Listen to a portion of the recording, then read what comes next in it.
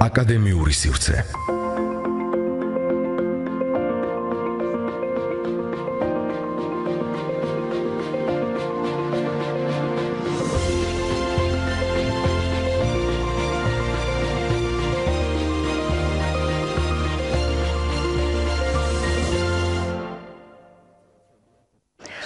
მოგესალმებით ჩვენო ძვირფასო რადიო მსმენელებო, ჟურნალისტი ნინო დათუკიშვილი, ეთერშია გადაცემა აკადემიური სივრცე და როგორც მოგეხსენებათ, აი ამ პერიოდის განმავლობაში ჩვენ აკადემიურ სივრცეში ვსაუბრობთ დედამიწის შესწავლილი მეცნიერებების შესახებ. ახლა მინდა წარმოგიდგინოთ ჩვენი გადაცემის სტუმრები. სტუდიაში მობრძანება ვთხოვეთ ილიას სახელმწიფო უნივერსიტეტის დედამიწის შემსწავლელი მეცნიერებების და სეისმური მონიტორინგის ეროვნული ცენტრის დირექტორს თეა გოდოლაძეს და მასთან ერთად ყავს ამერიკელი სტუმრები, მეცნიერები კატი, ფაიფერი, კევინ, მაკკი და ერიკ სენდვოლი. საუბრის დაწყებამდე მეგობრებო, შეგახსენებთ ჩვენი პირდაპირ ეთერის ტელეფონის ნომრებს 240 91 92 ან 240 92 92.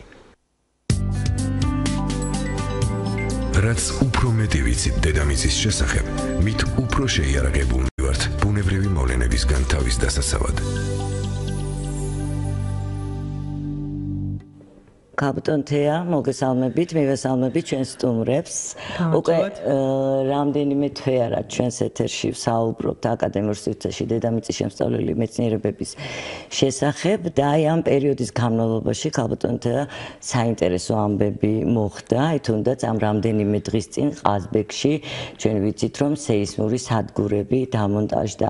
აი სწორედ ამ თემაზე უნდა ვისაუბროთ ჩვენო ძვირფასო რადიო მსმენელებო დღეს და ჩვენი ამერიკელი სტუმრებიც სწორედ ამიტომ ბრძანდებიან აქ და კაპიტან თეა თქვენ უკეთ განგვიმარტავთ ალბათ თუ რატომ არიან ჩვენი სტუმრები დღეს ამერიკელი მეცნიერები და რა საერთო აქვს აი ამ ყველაფერს სადგურების დამონტაჟებასთან. მოგესალმებით ქალბატონო, მივესალმებით ჩვენს რადიო მსმენელს და პირველ რიგში უკაცრავად ბოდიშს გიხდით სამელი ფორმაში ვართ, იმიტომ ძალიან კარგი მოგწონს ჩვენი სამუშაო ფორმაში. ასე ვთქვათ, ამ გადაცემის შემდეგ უკვე მივდივართ კახეთში, სადაც უნდა ვნახოთ, ვთქვათ, ესე ვეძახით ამას უკვე საქართველოს ტერიტორიაზე, რაც მონტაჟდება 9 სადგური, ანუ მთლიანად ტერიტორიაზე, არა პროფილზე. ანუ რო განმარტოთ 30 დამონტაჟდა.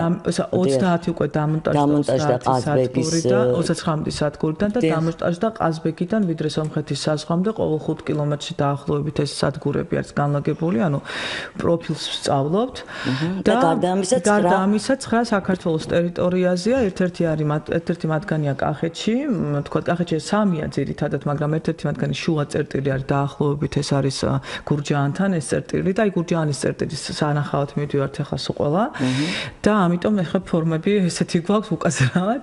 და ხა მე მოკლედ მოვყვები ამ პროექტის შესახებ, რას ვაკეთებთ და ეს არის უმნიშვნელოვანესი მოვლენა ნამდვილად, იმიტომ რომ ამ დონის პროექტი ამ რეგიონში მთლიანად მე საქართველოსი არ არის ლაპარაკი მხოლოდ ან განხორციელებულა და აი ნამდვილად იმსახურებს იმას, რომ საინფორმაციო წყაროებითაც უფრო მეტი ინფორმაცია უკაცრავად მიეწოდოს ჩვენს საზოგადოებას ამის შემდეგ მედია საშუალებებით. კარგი ის არის, რომ აი თქვათ მაგალითად ჩვენი კოლეგები, რომელსაც მე წარმოგიდგენთ ახლა და თვითონაც ამ პროექტის შესახებ საუბრობენ, აი მაგალითად ერიკიც, კევინიც და კატიც დაუსახელებთ თქვათ ორგანიზაციებს, რას აკეთებენ, რომელი უნივერსიტეტებიდან არიან და ჩვენთვის არის სასიხარულო, რომ ამ უნივერსიტეტის მეცნიერები უკვე ინტერესდებიან ამ რეგიონით.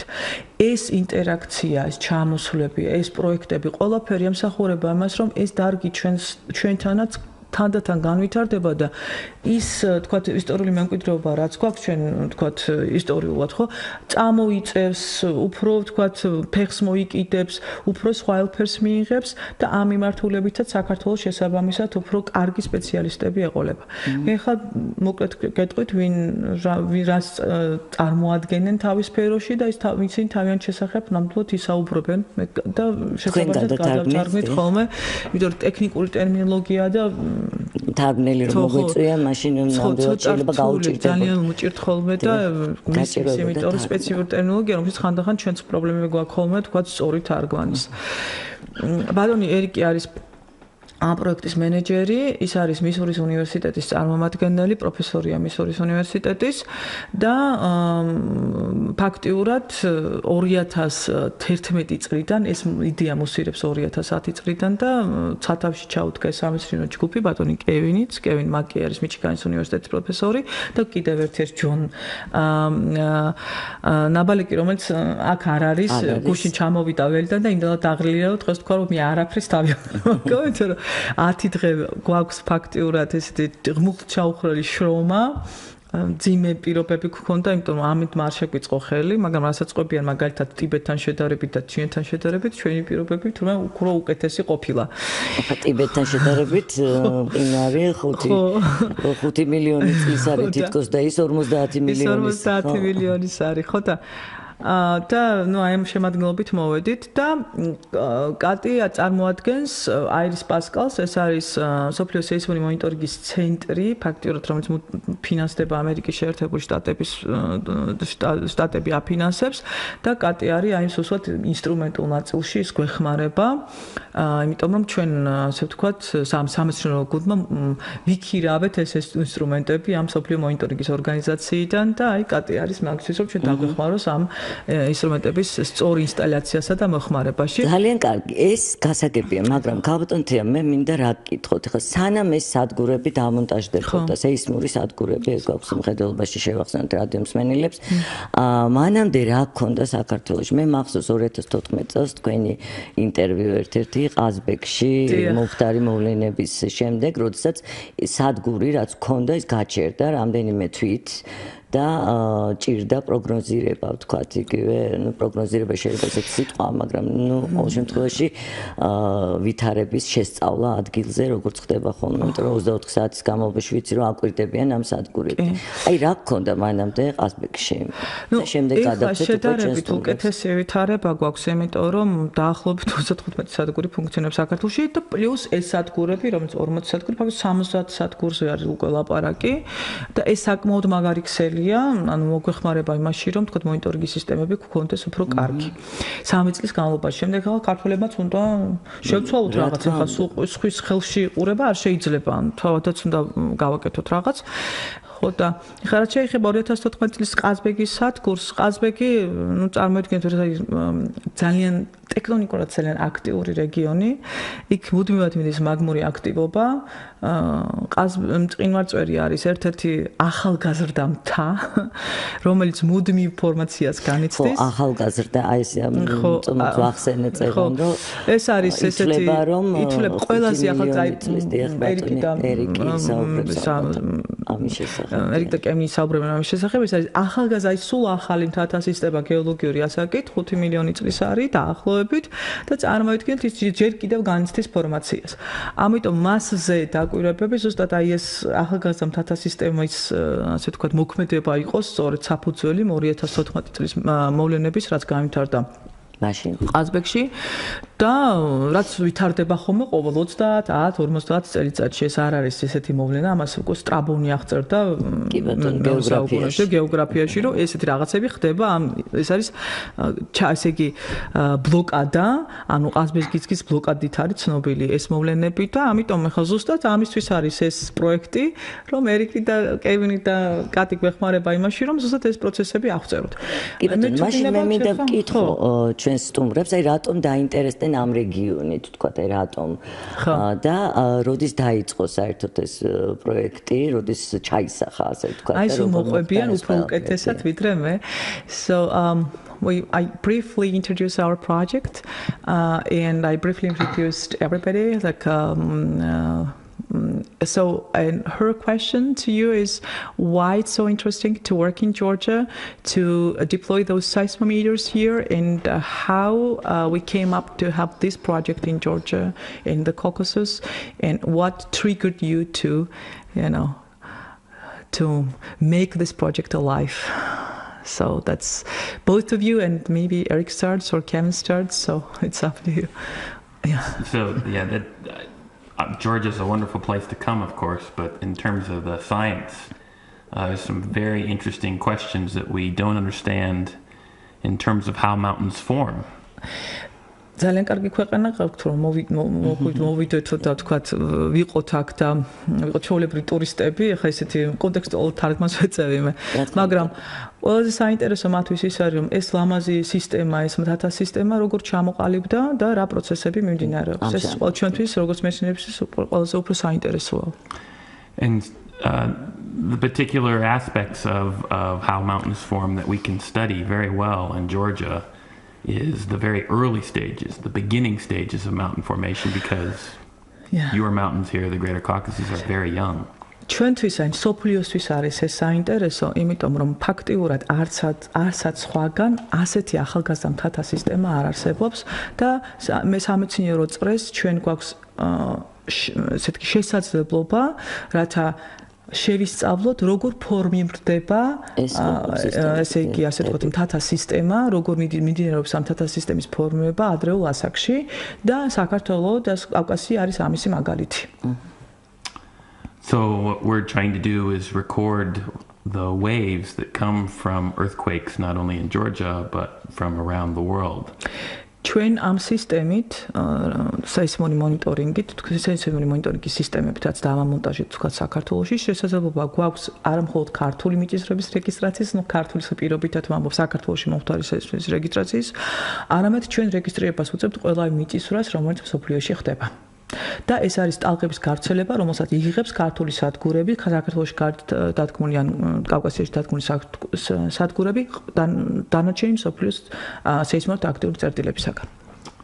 And we'll use those waves and our recording of those waves that maybe Kevin and Kathy would talk about how we record those to create a three-dimensional picture of what it looks like beneath your mountains here. Yeah. The same way a doctor uses a CAT scan or an MRI, we can create a three-dimensional picture of what the below the mountains look like. Very good explanation. I would like it's perfect. ან კარგი შედარება მოიყვანა. ეხლა მე რო ჩვენ ხო ვიწერთ ამ თქვათ ეს ტალღებს და ეს ტალღები ზუსტად ისეთივე როლს თამაშობს, როგორც მაგალითად თქვათ გულის კარდიოგრამა, თქვათ იგივე რენტგენი, რომელიც ფილტვის რენტგენების მიერი ორგანოს ასე თქვათ გამოკვლევა ჩვენი ორგანოების დაახლოებით ისეთივე როლს თამაშობს. სეისმური ტალღების რეგისტრაცია, რომ შემდეგ აი ამ ტალღების საშუალებით ჩვენ ავაგოთ შიგნით რა ხდება, ანუ დედამიწის სამგანზომილებიანი მოდელი თუ იმ სისტემაში რა ხდება, ანუ აგიგოთო ეს პროექტი ამას ემსახურება ზუსტად, რომ აი ამ ტალღების ჩანაწერების საშუალებით და იმ თანამედროვე მეთოდების საშუალებით ავაგოთ სამგანზომილებიანი მოდელი რა ხდება ჩვენი მთების ქვეშ. აი თვითონ ეს ჯგუფი როგორ შეიქმნა? აი ხა ჩვენთან არიან საერთაშორისო აღიარების მქონე მეცნიერები, ნამდვილად სულ ყველა. ნამდვილად, აი როგორ შეიქმნა ეს ჯგუფი? სწორედ იმისთვის, რომ საქართველოში ჩამოსულიყვნენ ერთად და ასე ეზრუნათ ჩვენთან სეისმური სადგურების დამონტაჟებას. Yeah, I think like Kevin will ask this question, but so she's very interested in how this group was made, how you guys grouped together, you're from the different universities, from the different organizations from the United States, how you came along to create such a wonderful team to work in Georgia and create this project. Well, it's been actually kind of a long road. Eric, John, and I, as well as people from Pascal, such as Kathy, have actually known each other for several years. We originally met in conferences, and after knowing each other for a long time, we started to look at what are the really interesting projects in the world that remain to be addressed. I'll translate. ჩვენო ეს ჯგუფი ანუ წარმომადგენლები ერიკიო, მეო, თქვა კევინი, ჯონი, რომელიც დღეს ვერ მოვიდა თავის დაღლილობის გამო, ორი სადგური დააყენა დასავლეთ საქართველოში და აღფრთოვანებული ჩამოვიდა იქიდან და კეტი, რომელიც წარმომადგენელი ასევე თქვა აი ამ ორგანიზაციის, რომელიც მთლიანად თქვა მენეჯმენტს უწევს მონიტორინგის სისტემებს. ჩვენო დიდი ხანია ვიცნობთ ერთმანეთს, ჩვენ კონფერენციებთან, ამერიკული წრეა, ჩვენი წრე ერთმანეთს ვიცნობთ ძალიან დიდი ხანიაო. და შემდეგ თქვა როცა შეელუთ რა პროექტები შეიძლება მსოფლიო მასშტაბით განხორციელდეს, მივდივართ ხოლმე ამ იდეებამდე, რომ თქვათ მაგალითად რა პრობლემა არის ისეთი მსოფლიოში, რომელიც აუცილებლად ჩვენს ყურადღებას საჭიროებს. და შემდეგ უკვე ვიწყებთ ამ პროექტის განხორციელებას. და თქვენთან დაკავშირება როგორ მოხდა? So how these Georgians came along, like we understand about the Americans, but how you found us, like me or something. Actually, we found the Georgians from some of our American colleagues who have worked in Georgia in the past. Yeah. And they helped us to facilitate our contacts in the Caucasus and in Georgia in particular. Yeah. ჩვენ ეხლა ესეთი წრეკ არის ძალიან კარგ რაღაცას ამბობს, იმიტომ რომ არა მარტო თქვა სტატიებით იცნობ ადამიანს, რომ ერთია მაგალითად როცა სტატიას წაიკითხავ, სტატია შეიძლება კარგი იყოს, შეიძლება ცუდი იყოს და ასე შემდეგ, მაგრამ ძალიან დიდი მნიშვნელობა აქვს ამ კონტაქტებს და ურთიერთობებს. ეხლა მარტო საქართველოში კი არ მუშაობს ეს კონტაქტები, მუშაობს მსოფლიოშიც. ჩვენ გავიცანით ჩვენი ქართველი კონტაქტები და კავკასიელებიო, ჩვენი ამერიკელი კოლეგებისაგან, რომელსაც აქ უმუშავია თუ. და ესე მოხდა ჩვენი ასე ვთქვათ მოძებნა, ესე სამხრეთის შემთხვევაშიც და თქვათ აზერბაიჯანის შემთხვევაშიც. ამიტომ მე მოვუწოდებ ყველას ხოლმე რომ თქვათ ძალიან დიდი მნიშვნელობა აქვს ამ საერთაშორისო პროექტებს ქვეყნისთვის და აი ეს კონტაქტები არის ძალიან დიდი ძალიან დიდი საქმე, ერთი დიდი საქმე, ამ დიდ საქმეში. მეცნიერებას არ აქვს საზღვარი. ამ შემთხვევაში უბრალოდ ესაჭიროება მეტი მხარდაჭერა ალბათ. და მე მინდა ჩვენს რადიოს მეგობრებს შევახსენოთ ჩვენი პირდაპირ ეთერის ტელეფონის ნომრები 240 91 92 ან 240 92 92. მიწისძვრა არ კლავს ადამიანს. ადამიანს კლავს მის მიერვე აშენებული შენობა.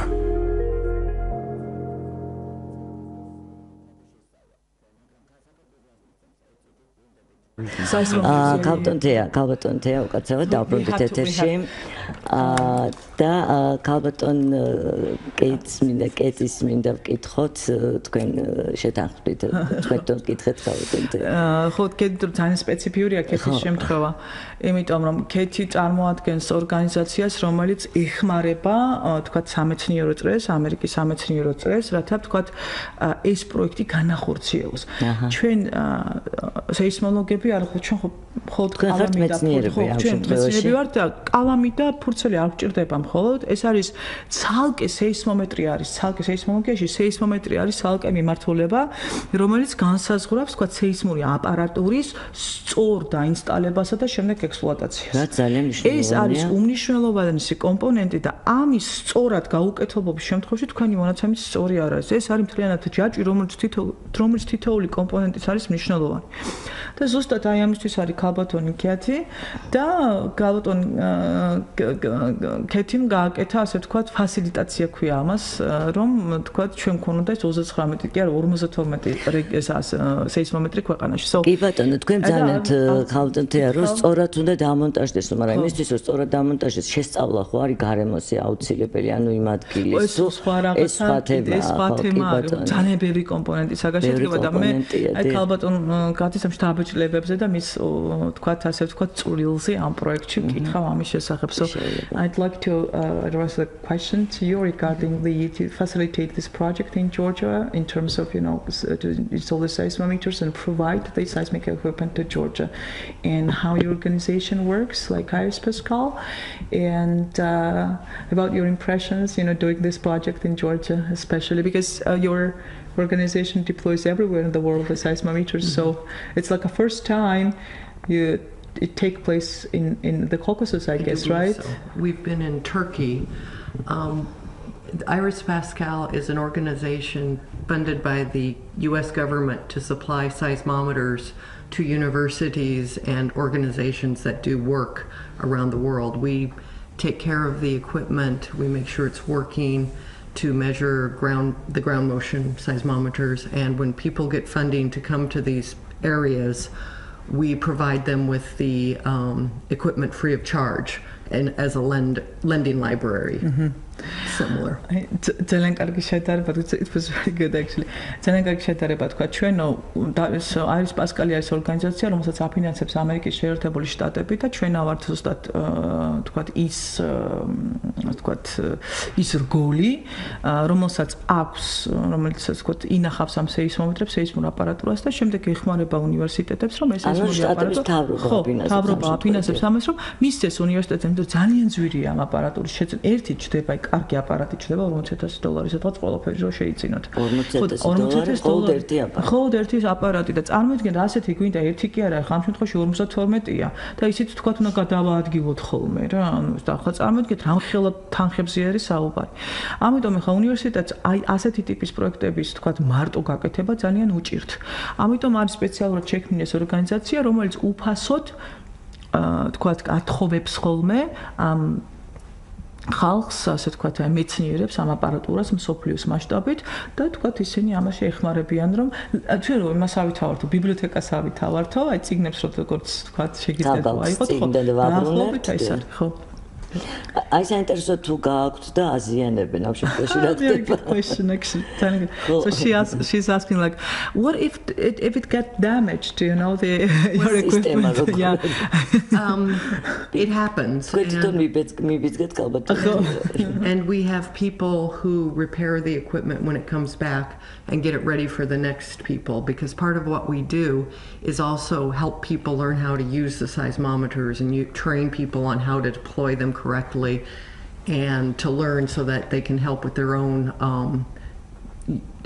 deployments of their seismometers in the future. So we repair them when we get them ready for somebody else. ეს ხდება ხოლმე ჩვეულებრივი რაღაც არის, ანუ ამისთვის თქვა დაზღვეულები არიან ისინი, ხო? ხო და ამიტომ როცა ბრუნდებაო უკან თქვა იგივე დაზიანების შემთხვევაში ჩვენო ყველაფერი ამას შეკეთებას ვაწარმოებთ, ჩვენ სპეციალისტები გვყავს, ძალიან დიდი ორგანიზაციაა ეს. ჩვეულებრივია. She likes it very much, the system how it works, like she said that it's a good system. ხო, ძალიან კარგი სისტემა არის. ჩვენო ამას ყველაფერს შევაკეთებთ ხოლმეო, გავალამაზებთო იმისთვის რომ კიდევ სხვა მოიხმაროს, მაგრამ ამასთან ერთად, რადგან ეს სპეციფიური აპარატურა არის, ეს ხალხი არის ყველა დატრეინინგებული, ხო, ერიკიც, გადამზადებულია. ეს ხო ტრეინინგი აქვს, როგორ უნდა დაამონტაჟონ, იმიტომ რომ ამას ეს თუ არ იცით, აი ვერანაირად ვერ გამოიყენებთ ამ აპარატურას. სულ სხვა მიმართულება, ამიტომ ეხლა მე ცით კმაყოფილი ვარ, I'd like to express my sincere gratitude that these people trained our you know, young people to how to use and deploy the seismometers.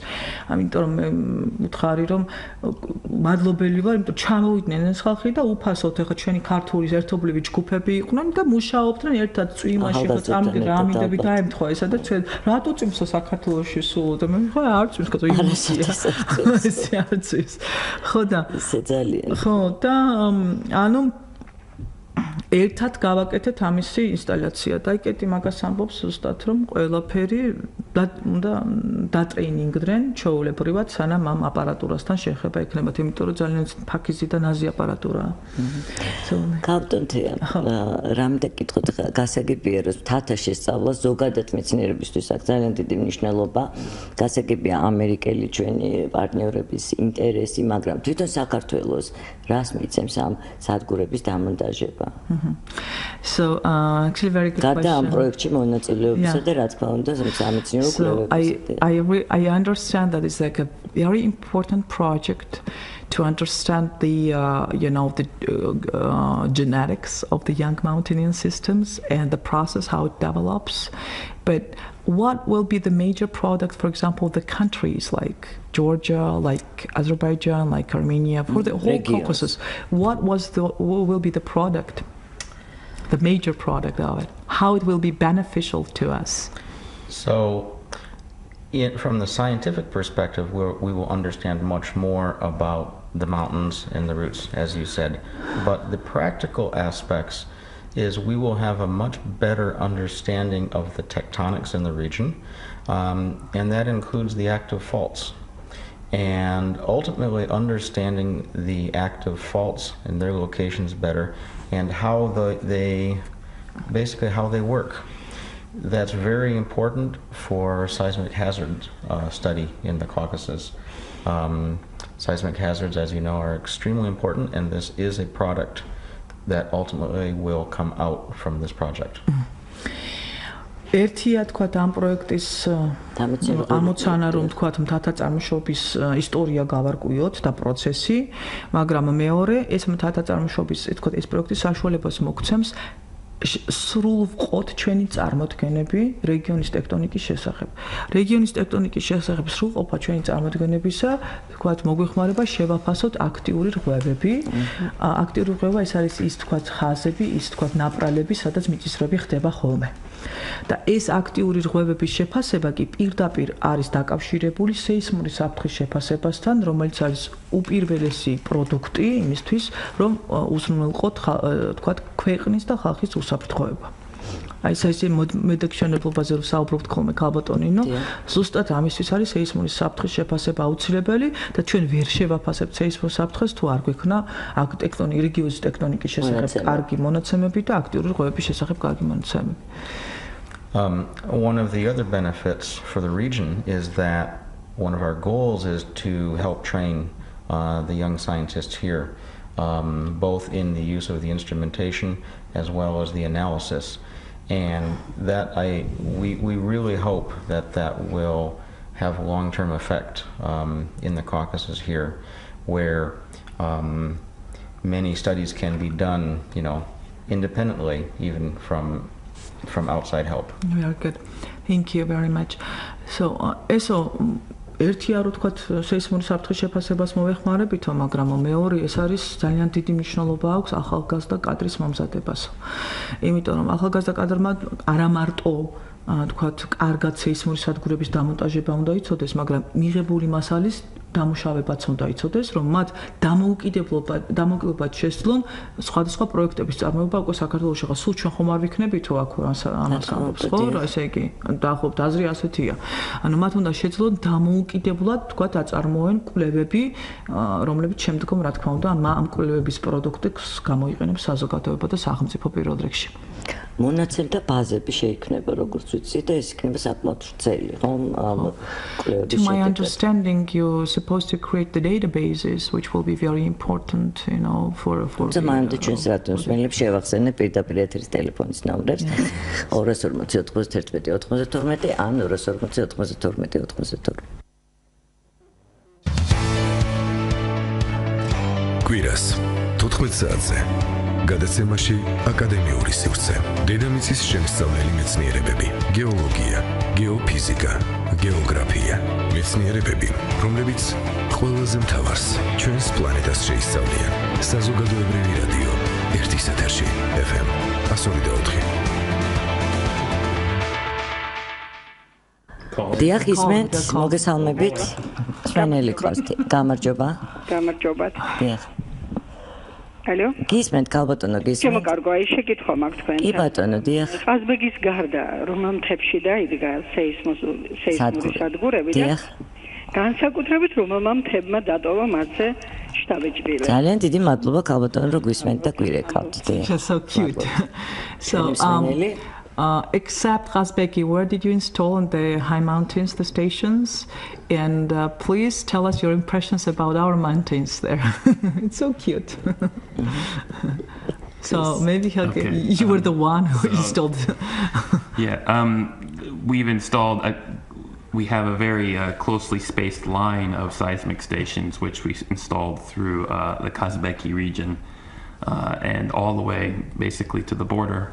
But we've also installed farther space stations, and I got to install stations in Swaneti, which was some of the most spectacular mountains that I've seen. I've been to Tibet, the Himalayas, and the Andes, and those are some of the most spectacular mountains I've seen.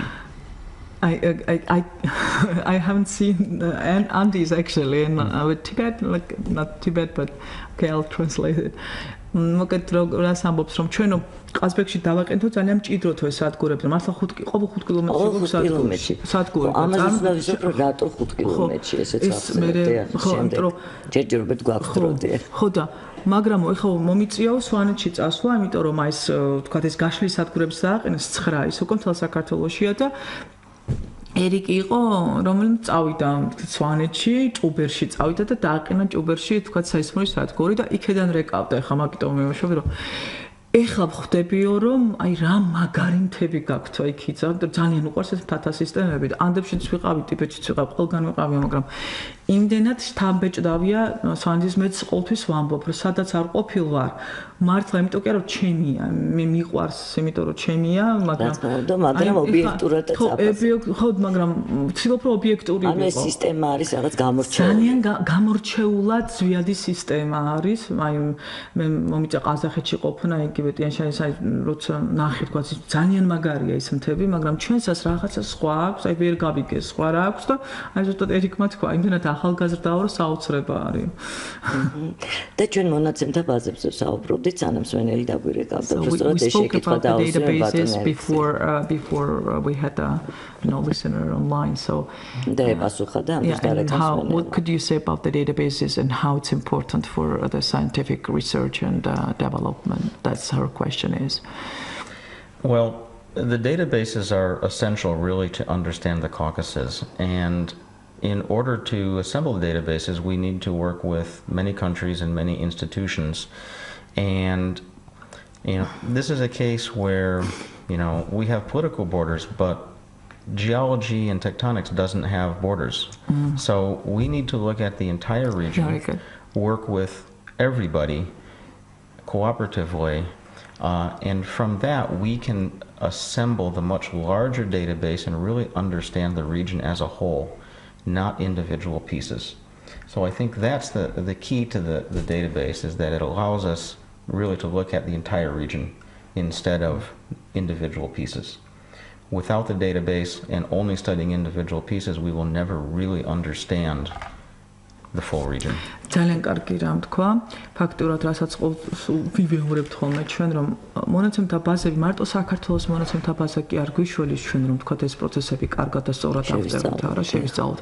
აუცილებელია რომ ეს მონაცემთა ბაზები თქვა იყოს შექმნილი და სრულყოფილი სხვადასხვა ქვეყნებში, იმიტომ რომ ჩვენ არ გვაქვს პოლიტიკური საზღვრები აქვს ქვეყნებს, მაგრამ სამეცნიერო წრეში ჩვენ პოლიტიკური საზღვარი არ გვაქვს. ამიტომ ამათთვის როგორც საქართველოს არის მნიშვნელოვანი, ისეა მნიშვნელოვანი სომხეთი, ისეა მნიშვნელოვანი აზერბაიჯანი, ისეა მნიშვნელოვანი რუსეთი, ისეა მნიშვნელოვანი თქვა რაღაც ბარიერები არის ხოლმე. რა თქმა უნდა, ძალიან დიდი პოლიტიკური ბარიერები გვაქვს, განსაკუთრებით ჩვენთან რეგიონში, ფაქტიურად თავის ტკივილია, მოკლედ რომ ვთქვათ, აი ყველა ეს ურთიერთობა, იგივე ჩვენი რუსეთთან, იგივე თქვათ სომხეთისა და აზერბაიჯანის ურთიერთობა და ასე შემდეგ და ისინი ცდილობენ რაღაცნაირად რომ ეს ყველაფერი მოიყვანონ ერთ სისტემაში დაიცვან ყველა ის ბარიერი რაც არის ახლა ძალიან პოლიტკორექტურები ან ვერ დააბრალებ ამერიკელებს მე წლები ამ ხალხთან ერთად მუშაობ და ფაქტიურად სხვებთან შედარებით რაც მინახავს თქვა სამეცნიერო წრეთან შედარებით ეს ხალხი არის ხალხი რომელიც თქვენს აზრს ითვალისწინებთ. ახლა ჩვენს გვქონდა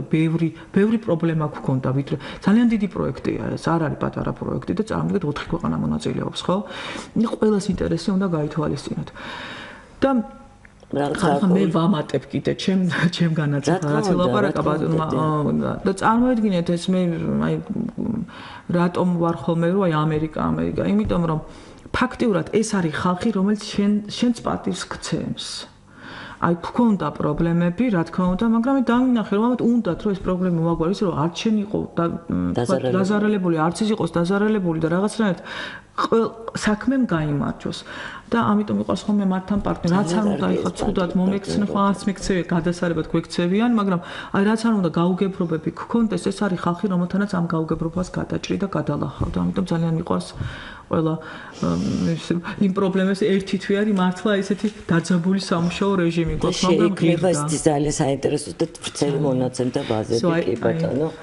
ეს მე მინდა უბრალოდ რადიოს მერებს მოუწოდო და შევახსენო რომ ქალბატონ თეა გოდოლაძესთან ერთად დღეს ჩვენთან სტუმრად არიან საერთაშორისო აღიარების მქონე ამერიკელი მეცნიერები, სეისმოლოგები და ვისარგებლოთ მეგობრებო ამ შემთხვევით და ჩვენ შეგვიძლია თქვენთვის საინტერესო შეკითხვები თუ კი გაქვთ ეს კითხვები დაუსვათ მათ თუ კი დაგვირეკათ ტელეფონებზე 240 91 92 ან 240 92 92 მანამდე კი მე მინდა მათ ვთხოვო ჯერ პირველ რიგში ჩვენ პროექტთან დაკავშირებით 5 კილომეტრში ყოველ 5 კილომეტრში დაიდგა ეს სადგურები ხო? რატომ ყოველ 5 კილომეტრში? So I mean we made comments about the collaboration. So and then she came up with the question like why it's 5 kilometers is so important, to have about the 5 kilometers of distance between why this profile was so interesting for you to make this not exact but approximately up to 5 kilometers distance between the stations. So what was the reason, she asked. Actually she's asking very good questions. I even didn't talk about it to her, but she's she became pro. That is a very good question. And, basically the answer is the closer we put the stations together, the higher resolution our image is. Similar, actually, going back to the idea of an X-ray or a CAT scan. The closer we put the stations together, the more closely the smaller details we can actually image in what the subsurface structure actually looks like. Yeah. So ეხო იგივე ვთქვათ X-ray რა ქვია ეს რენტგენს რო ვახსენებთ ხოლმე ხო დაახლოებით ეს პრინციპია რაც უფრო ახლოს აგავთ თქვენ სადგურები თქვენი რეზოლუცია გარჩევადობა ასე ვთქვათ ამ რეგიონის უფრო იმატებს უფრო კარგად სწავლობთ ამას ხა წარმოიდგინე ეს არის მნიშვნელოვანი უფრო მეტ ინფორმაციას იღებთ ასე ვთქვათ დედამიწის წიაღისეულიდან ხო ვთქვათ ერთ რადიუსში ხო ერთ ამ ტერიტორიაზე რაც უფრო მეტი სადგური გაქვთ, მით უფრო მეტი ინფორმაცია გაქვთ. ხო? იმიტომ რომ ეს არის თქვათ უფრო მეტი წერტილი, რომელიც წერტილითაც თქვენ აკვირდებით თქვათ სისტემას, ხო? იმიტომ რომ აი რო წარმოვიდგინოთ ახლა რენტგენი და ასე შემდეგ, რა რენტგენის სხვადასხვა წერტილია, თუმცა ერთ სივრცეში და სხვადასხვა ინფორმაციას სხვადასხვა კუთხიდან გასაგებია, კი ბატონო. და აი ძალიან საინტერესოა ჩვენი მსმენელებს რომ გადაუხვიოთ თემას გავიტანთია. ჩვენი რადიო მსმენელები ძალიან ხშირად გვირეკავენ ხოლმე და აინტერესებთ შეიძლება თუ არა მიწისძვრის წინასწარმეტყველება, ვთქვათ, ასევე მეწყრის ან სხვა რამე მოვლენის, სტიქიური მოვლენის. ყოველ შემთხვევაში მე ალბათ დარწმუნებული ვარ, რომ ამერიკელებსაც აინტერესებს და იგივე შეკითხვებია იქაც და აი ამ მხრივ თუ მიმდინარეობს რაღაცა კვლევები. მე პასუხი ვიცი და რა თქმა უნდა ჩვენ საზოგადოებამ ჩვენგან, მაგრამ მაინც ყოველთვის არის ხოლმე ამ ტიპის შეკითხვები და შესაძლებელი თუ არაო, კიდე ასეთი კითხვებიც არის მიწისძვრის ხელოვნურად გამოწვევა, ასე ვთქვათ, და ეს პოპულარული კითხვები და მე მინდა რომ ჩვენმა ამერიკელმა მეცნიერებმაც გასცენ პასუხი ამ კითხვებზე. So she would like to ask the questions, which is she knows that it's very popular questions. Sometimes it's a very not very professional for us, but it's very interesting for the population. So she wants to ask again these questions, and she wants to hear the answer from the scientists from United States of America, not only from Georgian scientists, So whether it's possible or not to predict the earthquakes, whether it's possible to predict any natural catastrophes, and how the world is going towards the prediction of such as disaster like an earthquake, and what's the news in this direction? What the new? She says I know the answer because we communicate so much with her about this. But this is the question which always repeats, which always population repeats on this, the TV show. So not TV, but the radio show. So that's the question to you too. So we actually have the same questions in the US. So we're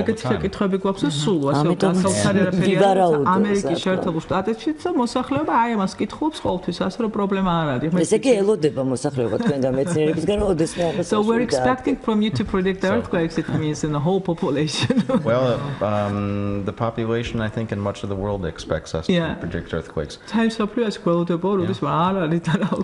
It would be very nice, but unfortunately we just can't do that.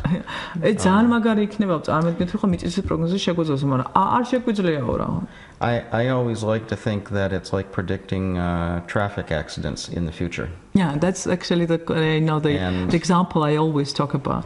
ეს ვიცით რა საკავსო, აი ხა მაგალითად რომ თქვა მიწისძვრის პროგნოზი გააკეთეთ. ეს არის უწინასწოროდ თქვა ჩვენ საცობში რომ მანქანის ასე თქვა ავარიას იწინასწოროთ თუ არა, აი საცობი გაქვს და მოხდება თუ არა ავარია. დაახლოებით ამას გავს ყოველთვის. So just as we can say that some roads and intersections have many accidents and some roads don't. ჩვენ ამას ვამბობთ რომ ხო წარმოგიდგენთ რომელიღაც თქვა ასე თქვა ქართულად როგორ არის გზა და თქვა ინტერსექცია ან თქვა გზაჯვარედინებს და გზებს აქვთ ზოგჯერ უფრო ავარიულად საშიშები არიან ზოგი თქვა გზაჯვარედინა გზაზე ეს ავარიები არ ხდება ხოლმე.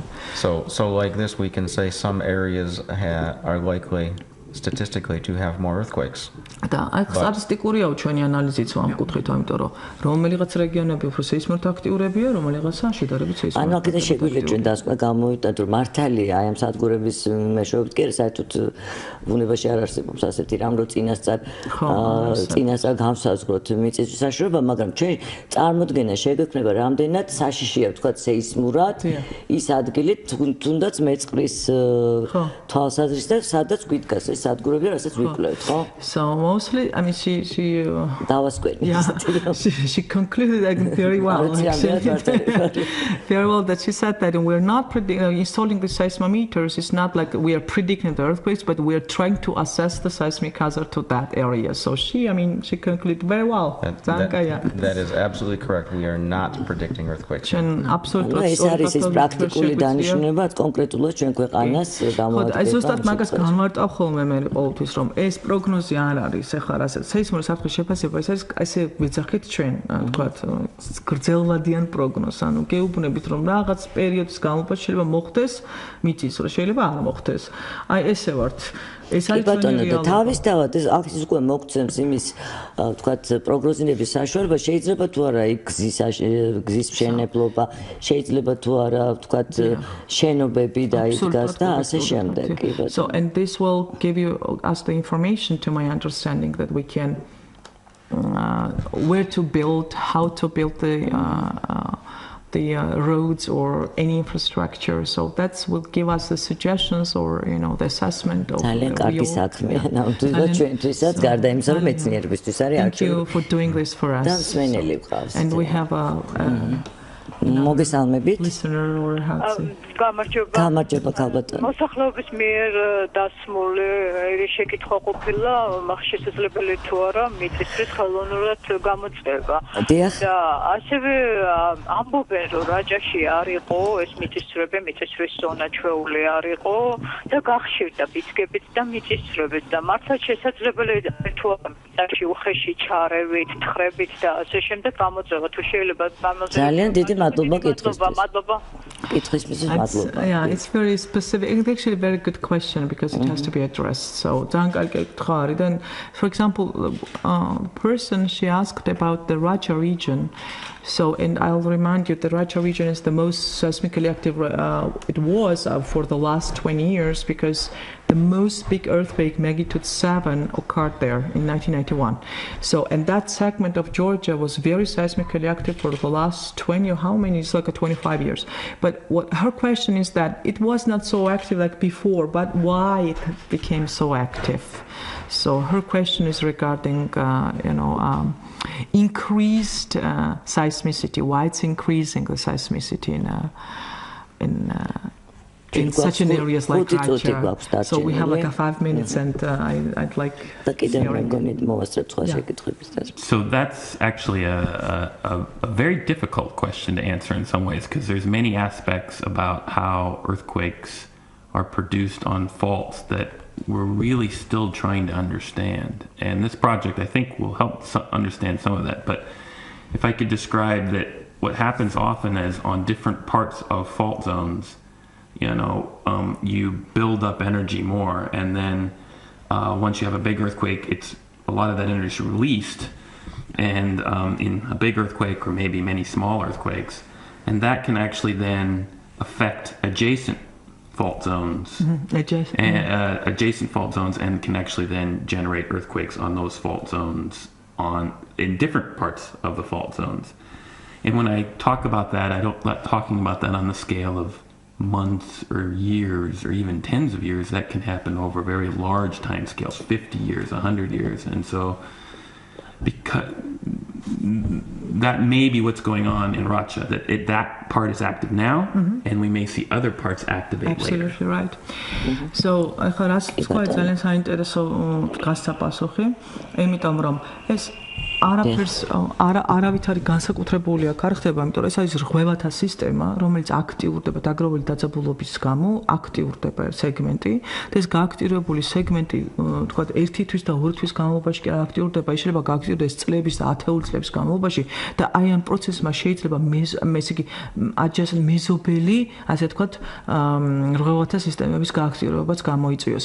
ეს არის ზუსტად ის მოდელი, რომელსაც ჩვენ ვსწავლობთ და ეს პროექტიც რამდენად დაგვეხმარება ამ მოდელის შესწავლაში. თუმცა ჩემ მსმენელმა მეგობრებო სხვა რამე გულისხმობ, მაგრამ ეხლა კიდევ ერთი მსმენელი ყავს, მოგესალმებით.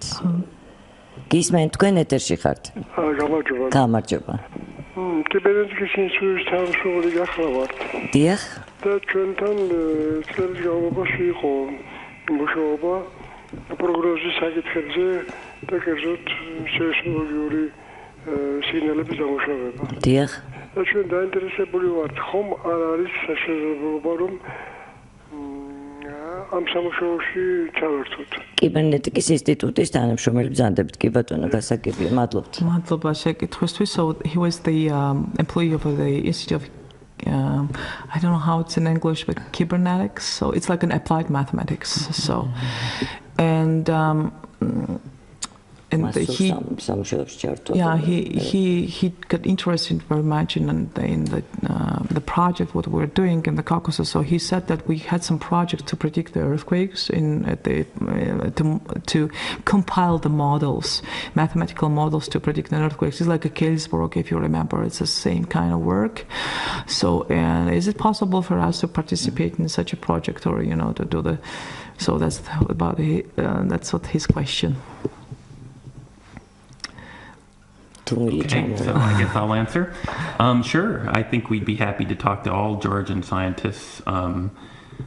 There's always many different views on things, and I'm very happy if we could talk with any of the Georgian academics or scientists about ideas that we could use this data set from. ძალიან დაინტერესებულები ვართ, რომ ველავს ვისაუბროთ ყველა ქართველ, თქვათ, სამეცნიერო წრეს, რომელიც თქვათ ამ პრობლემებით არის დაინტერესებული და მუშაობენ ამ პრობლემაზე და თქვათ, აზრი კითხოთ. დავით, ისინი 3 წელი აქ იმუშავებენ, ასე რომ ძალიან კარგი, ჩვენთანაც მოხვალთ ხოლმე ხშირად. კი, აუცილებლად, ყველა თუმცა ჩვენ კიდე ერთი მსმენელი ყავს, ახლა გისმენთ? So then other გაითიშა სამწუხაროდ, უნდა დავასრულოთ ახლა ჩვენი გადაცემა. დიდი მადლობა ჩვენს სტუმრებს მოგზაურობისთვის, მეგობრებო. Show because we're out of დიახ, მე მინდა შევახსენო, რომ დღეს ჩვენს მსმენელებს, რომ დღეს ჩვენი სტუმრები იყვნენ ილიას სახელმწიფო უნივერსიტეტის დედამიწის შემსწავლელი მეცნიერებების და სეისმური მონიტორინგის ეროვნული ცენტრის დირექტორი გოდოლაძე და მასთან ერთად ამერიკელი მეცნიერები, პროფესორები ერიკ სენდვოლი, მე მგონი სწორად ვამბობ, კი ბატონო, კატი ფაიფერი და კევინ მაკკი.